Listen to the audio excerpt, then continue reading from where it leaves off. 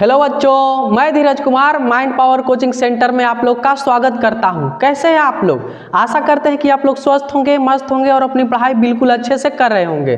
तो चलिए बिना देरी किए हुए वीडियो को स्टार्ट करते हैं। आज हम लोग पढ़ेंगे क्लास 10th मैथ्स बहुपद, जिसमें आज हम लोग 12 नंबर क्वेश्चन करेंगे। 12 नंबर क्वेश्चन में क्या कहा गया है? 12 नंबर क्वेश्चन में कहा गया है कि यदि अल्फा एवं बीटा बहुपद 4x² माइनस 4x प्लस 1 के शून्यक हैं तो अल्फा बटा बीटा प्लस बीटा बटा अल्फा का मान ज्ञात करें। यानी प्रश्न में द्विघात बहुपद दिया हुआ है 4x² माइनस 4x प्लस 1 और उसके शून्यक अल्फा एवं बीटा है, तो अल्फा बटा बीटा प्लस बीटा बटा अल्फा का मान पूछा है। तो सबसे पहले लिखना है, दिया गया है कि क्या दिया हुआ है प्रश्न में? द्विघात बहुपद दिया हुआ है 4x² माइनस 4x प्लस 1, यानी 4x² माइनस 4x प्लस 1 एक द्विघात बहुपद दिया हुआ है और उसका शून्यक अल्फा एवं बीटा है। तो इस टाइप के क्वेश्चन को हल करने के लिए सबसे पहले शून्यकों का योगफल अल्फा प्लस बीटा का मान, उसके बाद शून्यकों का गुणनफल अल्फा इंटू बीटा का मान निकालना होता है। तो सबसे पहले आइए अल्फा प्लस बीटा का मान निकालते हैं।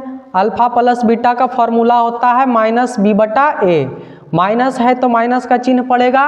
b किसको कहते हैं? x के बगल वाली संख्या को b कहा जाता है, यानी b का मान हो जाएगा -4 और a का मान x² के बगल वाली संख्या को a कहा जाता है, a का मान हो जाएगा 4।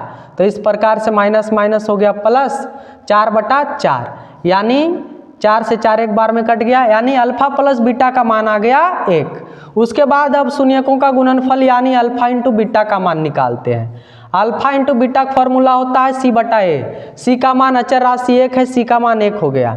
उसके बाद x² के बगल वाली संख्या को a कहा जाता है, a का मान 4 हो गया। इस प्रकार से अल्फा इंटू बीटा का मान आ गया 1/4। तब क्वेश्चन में जो पूछा है उससे चलते हैं। क्वेश्चन में पूछा है अल्फा बटा बीटा और प्लस में बीटा बटा अल्फा का मान। तो यहाँ पर अल्फा और बीटा का एलसीएम हो जाएगा अल्फा इंटू बीटा। अल्फा और बीटा का एलसीएम क्या हो जाएगा? Alpha into beta.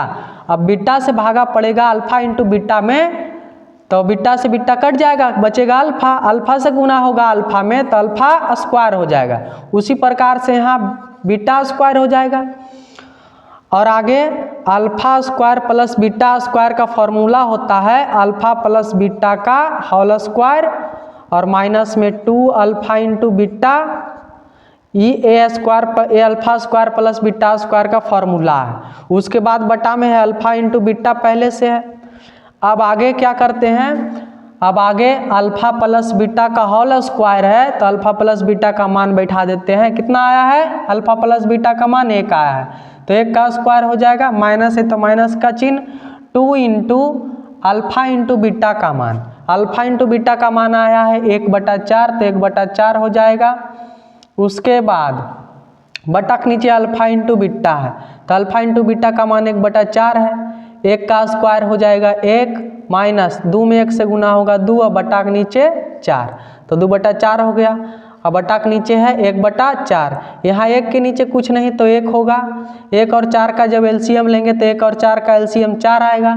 1 से भागा पड़ेगा 4 में, 1 चौक 4, फिर 1 में 4 से गुना हो जाएगा तो हो जाएगा 4।